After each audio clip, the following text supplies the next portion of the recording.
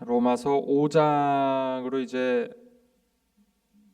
넘어왔습니다. 로마서 5장 조금 이제 분위기가 달라집니다. 1장부터 4장까지는 어떻게 보면은 예수님이 십자가에서 돌아가신 것이 어떤 그 자체로서 어떤 의미가 어떤 의미인지 를 좀 더 얘기하고 있습니다. 그러니까 공식적인 사건이죠.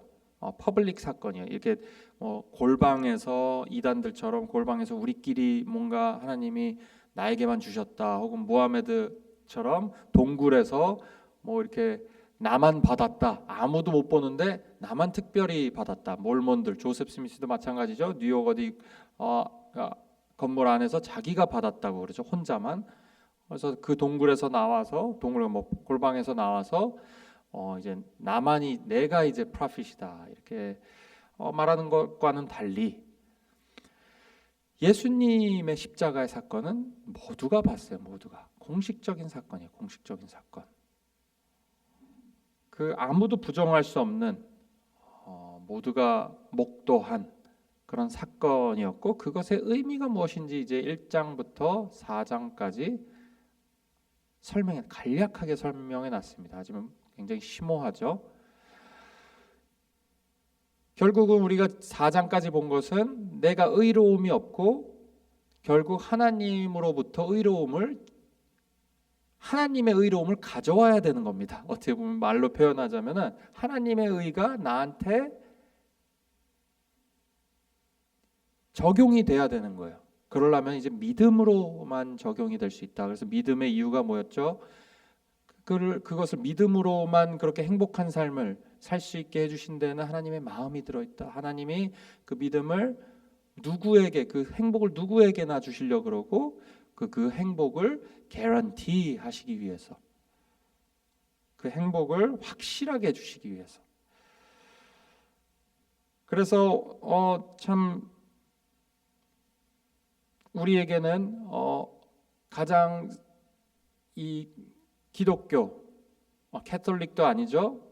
이 개신교, 개혁신앙을 가지고 있는 우리에게는 가장 중요한 것은 마음의 확신입니다. 마음의 확신. 이것이 다른 어떤 종교와도 우리가 다른 신앙입니다. 유일합니다. 마음의 확신, 구원의 확신이라 그러죠. 이 구원의 확신이 있냐 없냐 가 아주 큰 차이를 만듭니다. 우리 삶의 질에도 굉장히 차이가 있어요. 확신. 재밌는 게 있습니다. 이 단어가 쓰여졌던 것이 있는데, 이 1장부터 4장 그리고 5장부터 8장 이렇게 나누면요, 1장부터 4장에는 방금 말씀드렸듯이 어떤 벌어진 사건에 대한 그런 공식적인 어떤 의미, 그리고 어떻게 우리가 의로워지는지에 대해 설명하고 있다면, 5장부터 8장은 그것이 우리 삶에 어떻게 미쳐지는지, 어떤 양상으로 나타나는지에 대해서 설명해 주고 있어요. 근데 그 양상이라는 게 이 바울이 사용했던 단어를 보면 알 수 있습니다. 믿음, 믿는다, 믿다라는 단어가 1장부터 4장에는 한 33번이나 나와 있어요. 근데 5장부터 8절에는 3번밖에 안 나와 있습니다. 그리고 삶, 그리고 살아간다, 산다라는 단어는 1장부터 4장까지는 2번밖에 안 나와 있는데, 이 5장부터 8절에는 24번이나 나와 있습니다.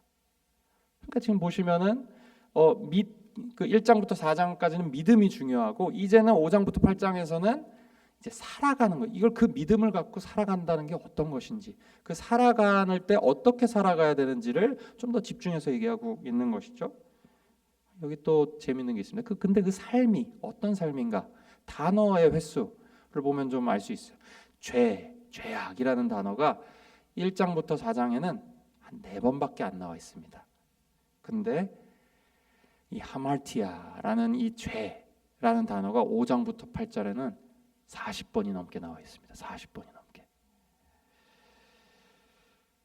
이 우리가 삶을 믿었는데 자 이제 믿고 예수님을 믿고 이제 살아간다 했을 때 이 죄악이 항상 우리 곁에 있는 거예요. 그러니까 이 죄악을 얘기하지 않고서는 우리의 삶을 말할 수가 없다는 얘기입니다. 그래서 결국 또 그 다음에 단어는 죽음. 그러니까 이 죄악을 죽여야 된다라는 표현. 이런 정확한 표현은 아니지만 put to death, 죽음으로 죄와 싸워야 된다.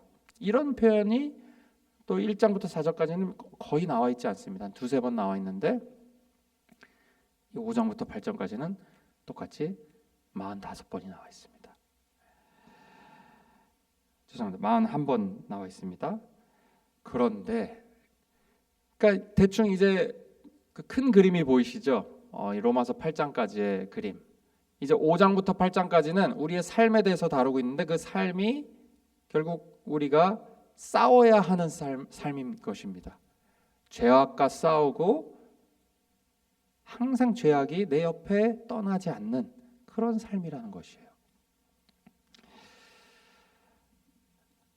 근데 여러분 참 희한합니다. 이게 듣기에 좋게 들리십니까? 누군가가 이제 내가 너에게 뭘 소개해 줬을 때 예를 들어서 복음을 누구한테 전해야 돼. 좋은 소식이죠. 좋은 소식을 전해야 되는데 네가 이걸 믿으면은 죄악과 함께 살아야 되고 너의 자신을 죽여야 되고 이렇게 얘기하면 그 사람이 좋다, 나 너무 sounds good 하면서 내가 믿겠다 할까요? 그러지 않을 것 같아요. 일반적으로. 근데 여러분 역사적으로 이 5장부터 1장부터 4장에 얘기하는 것은 역사적으로 증명이 되어 있습니다. 어떤 것인지. 바로 1장부터 4장까지는 새로운 시대가 왔다라는 거예요. 새로운 시대. 제가 이 말씀을 왜 드리냐?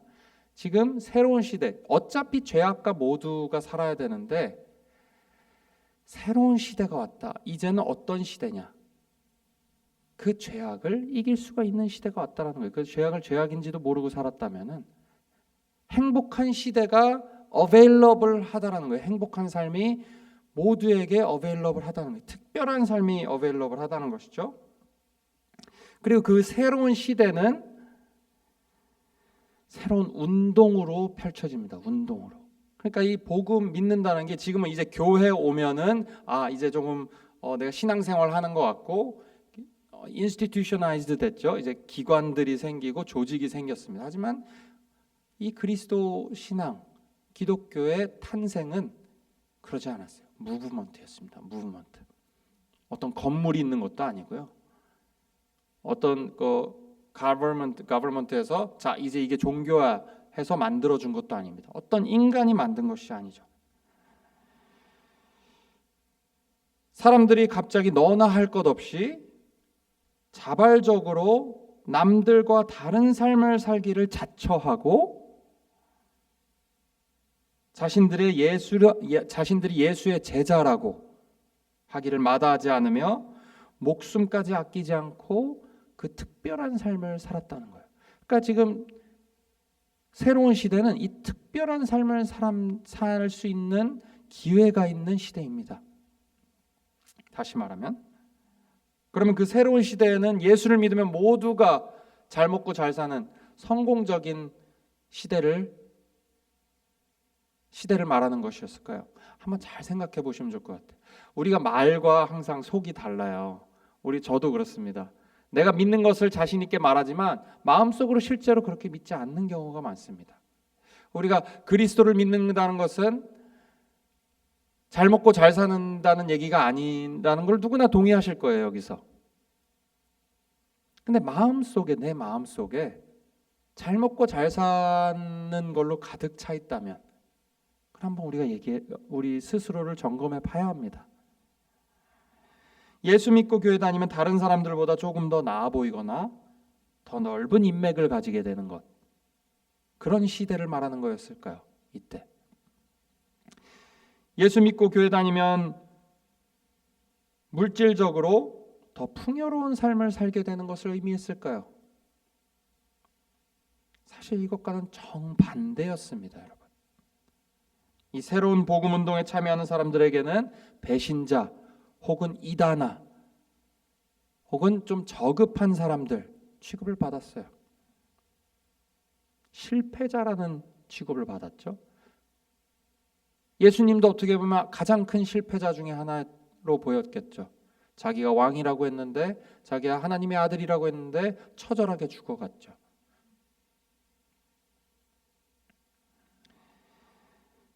예수님의 복음에 참여, 이 운동에 참여한다는 것은 다른 사람들보다 더 나아 보이는 것이 아니라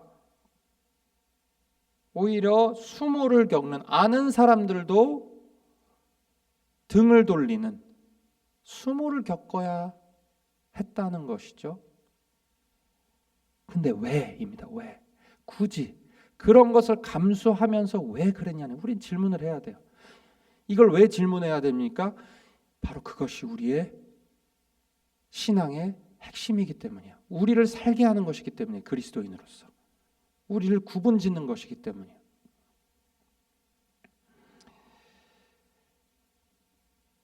예수를 믿으면 물질적 풍요를 누리는 삶이 아닌 영적 풍요를 누리는 삶을 더 추구해야 한다는 것을 의미했습니다. 근데 겉으로 보기에는 이게 아까 말씀드린 대로 누구한테 소개하거나 했을 때 별로 그렇게 어트랙티브하지 않을 정도로 많은 것을 포기해야 하는 것처럼 보입니다. 하지만 여기서 중요한 것이 있습니다, 여러분.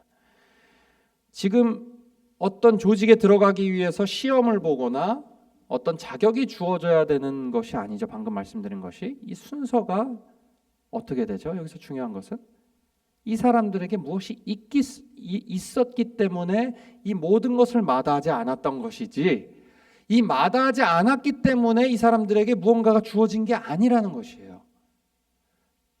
신앙생활이 마찬가지입니다. 이 순서가 바뀌면 안 돼요. 내가 이걸 마다하기 때문에 내가 그리스도인이 아니에요. 내가 술을 안 마시기 때문에 그리스도인이 아닙니다. 이게 언제 나타나냐?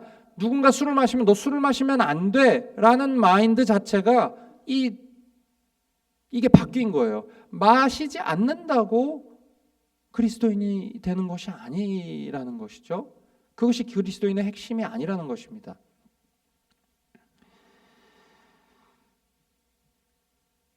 나의 가진 것을 포기하고 버리고 손해보는 것, 그리고 사회적으로 인정받지 못하고 배척을 당한다는 것은 결코 즐거운 일이 아니며, 이것은 결코 즐거운 일이 아닙니다. 그렇죠?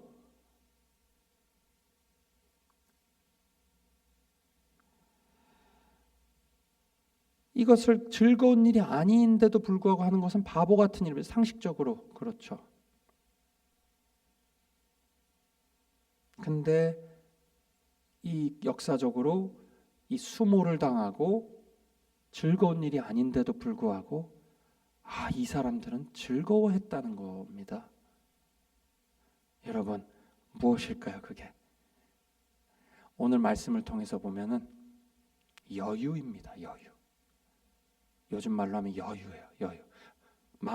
사람들의 마음에 여유가 있었습니다. 그리스도인들에게 아무도 여유를 갖지 못하는 삶이에요. 이 세계는, 이 인생은 여유를 가질 수 없는, 여유를 아무도 가지게 하지 못합니다. 서로 여유를 주지 않죠. 서로 눈치 주고 서로 박해하고 여유를 도저히 가질 수 없는 삶입니다. 하지만 이 그리스도인들에게, 이 운동에 예수라는 사람을 믿는 사람들에게는 다른 사람들이 가지지 않는 특별한 여유가 있었어요. 특별한 여유.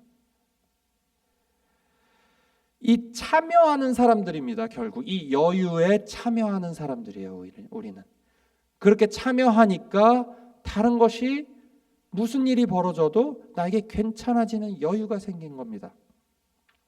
근데 여유 누구나 가질 수 있죠. 이 여유의 근거가 중요합니다. 여유 자체가 중요하지 않습니다. 여유의 근거. 제가 기회가 돼서 백만장자도 만나보고 그랬어요. 그 사람들 여유 넘칩니다, 여러분. 어떤 사람들보다도 여유 있어요. 모든 말하는 것과 하는 것에 거침없습니다. 눈치 보지 않습니다. 그런 여유일까요? 여유의 근거. 한번 우리 삶을 돌아보면 좋겠어요. 나의 여유가, 내가 여유가 있다면 혹은 여유가 없다면 내가 왜 여유가 없는지, 어떤 것이 있으면 내가 여유가 생길 거다라고 생각하시는지, 그리고 만약 여유가 있다면 그 여유의 근거가 무엇인지, 나의 재산인지, 나의 어떤 능력인지, 나의 인맥인지, 내가 이런 사람들도 알아, 혹은 내가 가지고 있는 어떤 권위인지,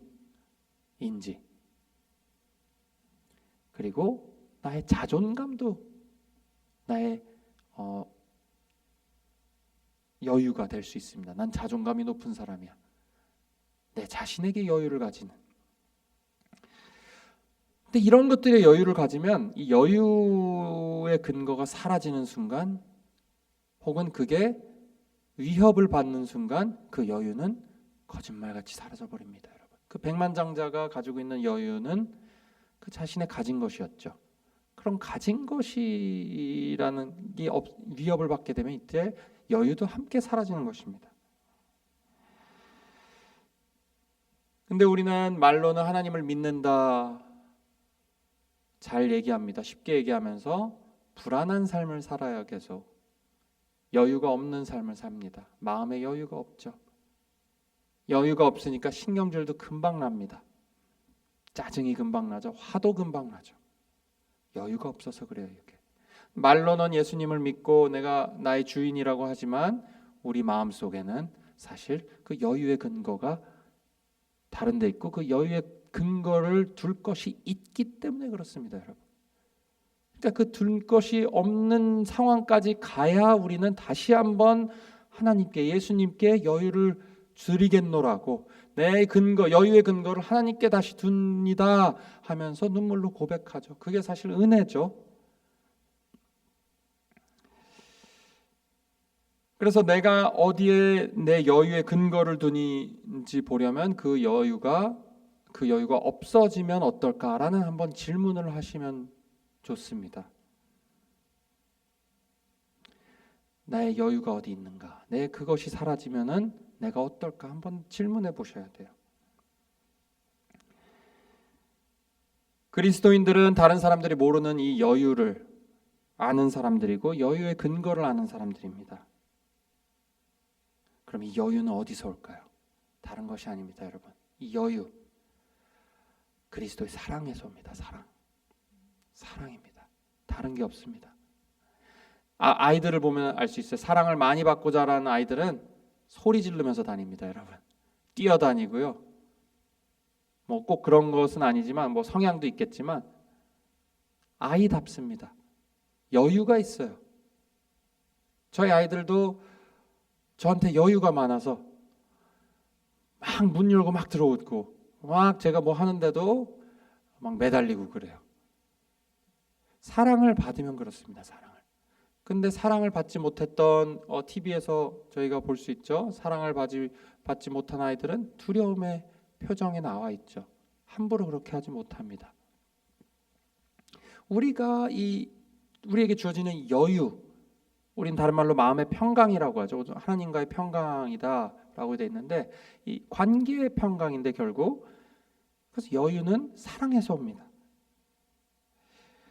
이 사랑이 주는 평강이 어떤 것이냐? 이 기쁨이라고 돼 있어요. 또 기쁨인데 같이 다 함께 누리는 것이에요. 그럼 그것이 어떤 것인지, 그리고 그 사랑이라는 것은 또 어떤 것인지 제가 오늘 보고 저희가 함께 보고 마치려고 합니다.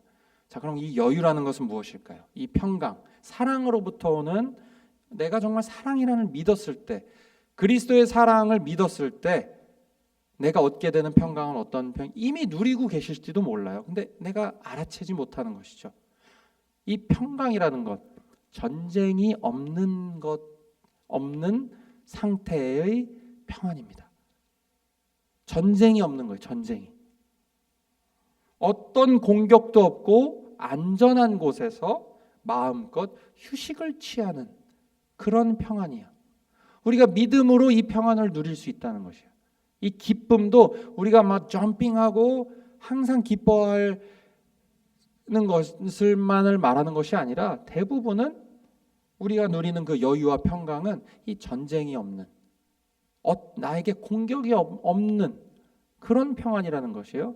실제로 재밌는 것은 실제로 공격이 있어요. 삶에 공격이 많이 있습니다.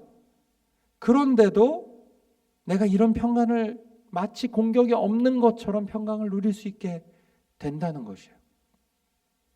넓은 옥토 위에 서 있는 평안이죠. 무엇을 심어도 열매가 주렁주렁 열리는, 그걸 알고 있는 그런 평강입니다. 예전에도 말씀드렸지만 이 평강은 배경음악 같은, 배경화면 같은 평강이에요.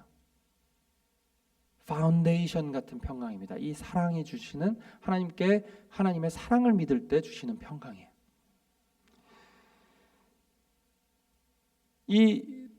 우리의 분위기가 달라집니다. 이 평강을 누리면. 배경음악 같은 평강이라고 제가 말씀드렸는데, 여러분 이 호러 무비를 사운드를 완전히 끄고 나서 보신 적 있습니까? 한번 호러 무비를 사운드를 완전히 꺼서 보시면은 전혀 무섭지가 않아요. 그냥 웃깁니다. 사실 정말이에요. 정말 코미컬합니다. 아무것도 안 했는데 갑자기 깜짝 놀래고, 이 소리가 굉장히 주는 것이 많죠. 재밌습니다. 그리고 뭐 멜로드라마나 감동적인 영화들 있죠. 소리를 싹 빼면은 전혀 감동적이지가 않아요. 그냥 굉장히 평범해 보입니다. 자, 제가 무슨 말씀을 드리는 걸까요? 이 배경음악과 같은 평안은 우리가 느끼지 못했던 것을 느끼게 해줘요. 우리가 보지 못했던 것을 보게 해줍니다. 우리의 삶을 더 특별하게 만들어줘요.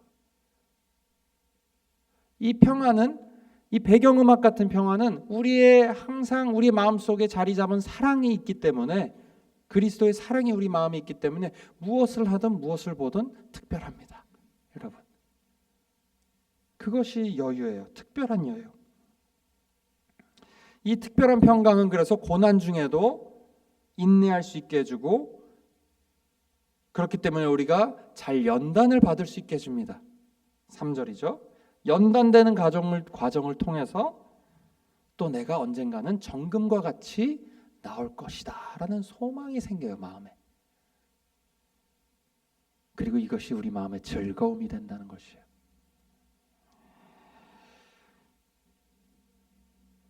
이런 평강 줄 수 있는 이 사랑에 대해서 한번 저희가 알아야 되겠죠. 이 사랑은 무엇인가? 사랑을 확증하셨다라고 되어 있어요. 이 확증하셨다는 것은 어떤 것이냐? 우리가 아직 5장 8절에 제가 읽어보겠습니다. 우리가 아직 죄인 되었을 때 그리스도께서 우리를 위하여 죽으심으로 하나님께서 우리에게 대한 자기의 사랑을 확증하셨느니라. 우리가 아직 죄인 되었어요. 이 사랑이 어떤 사랑이냐? 그럼 아까 우리에게 이런 배경음악 같은 평안을 주는 그 사랑이 무엇이냐? 어떤 종류의 사랑이냐? 간단하게 저희가 봐야 되겠습니다. 이 사랑은 우리가 죄인 되었을 때 사랑을 주신 사랑이에요. 우리가 죄인 되었을 때, 우리가 사랑할 만하지 않았을 때 주신 사랑이라는 것이죠. 자, 근데 여기서 원어로 보면은 어떤 의미가 있냐면요, 아직 죄인 되었을 때, 해석이 조금 애매합니다. 이게 여전히라는 의미가 더 커요. 여전히 죄인 되었을 때, 여전히 죄악이 있을 때입니다. 우리 약점이나 어떤 우리 악함이 드러났을 때 어떻죠? 우리는 처음에는 부끄럽습니다. 숨기고 싶죠. 우리를 보호하고 싶죠. 부끄럽고 두렵죠. 그 다음에는 뭐죠? 부정합니다. 아니야, 내가 이럴 만했어. 거부하죠. 근데 또 내가 그런 죄를 저지르죠. 그러면 절망합니다, 여러분. 절망이에요, 절망. 이 사랑을 느끼시고 믿기 위해서는 이 절망을 느끼셔야 돼요. 여러분, 패러독스입니다. 진정으로 그리스도의 사랑을 알기 위해서는 내 마음속에 있는 절망을 보셔야 돼요. 절망. 우리는 절망을 보지 않기 위해서 고군분투합니다. 내 안에 있는 절망을 보기 싫어요. 내가 절망적인 사람이라는 것을 인정하기 싫어요. 우리는 우리의 약점이 드러났을 때 우리는 우리 도움이 필요한 그 helpless한 그 상태가 되는 것을 두려워합니다. 우리는. 그리고 그것이 반복될 때는 더욱더 그렇죠. 반복될 때. 근데 여러분, 이것이 바로 이 하나님의 사랑, 그리스도를 통한 하나님의 사랑을 깨닫는 비밀입니다. 여러분, 사실은 내 마음의 절망, 내 마음의 절망을 봐. 나는 절망적일 게 없어. 성경에서는 거짓말이라 그럽니다.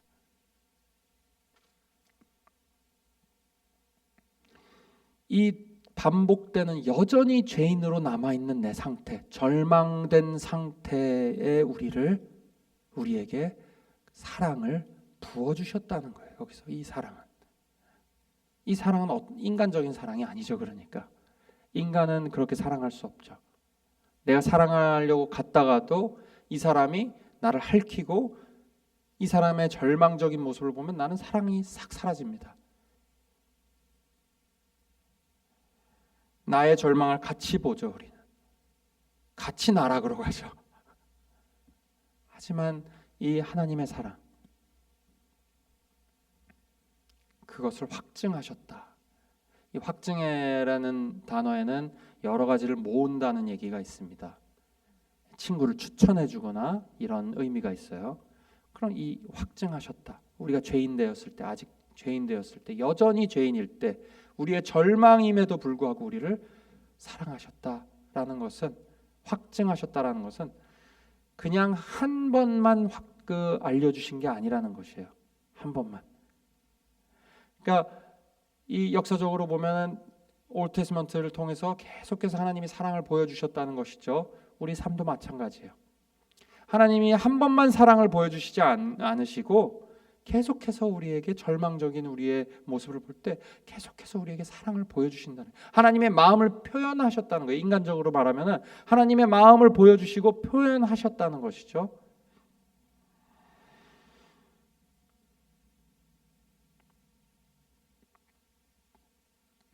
삶 속에서 힘들었던 순간들에도, 나의 죄악으로 인해 절망스러웠던 순간,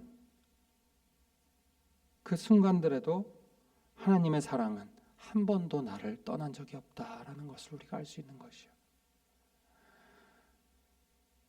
오늘 이 아침에 말씀을 맺겠습니다.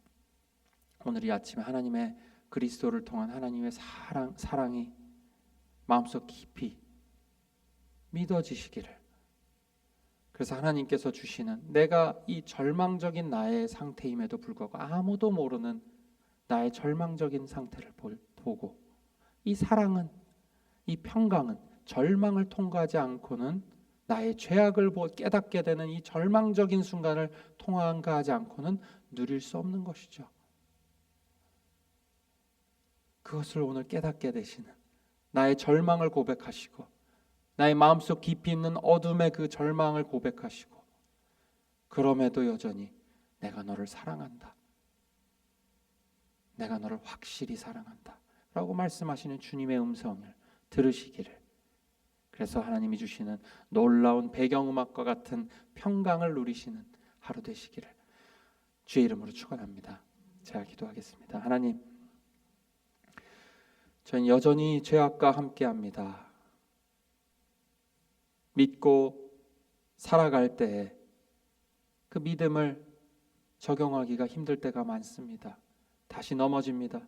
화를 참으려고 하지만 화가 참아지지 않고, 마음속에 부정적인 생각들이 떠나지 않고, 관계에서 상처를 받게 되고, 관계에서 두려워서 내 자신을 먼저 보호하고 상처 주는 말을 합니다.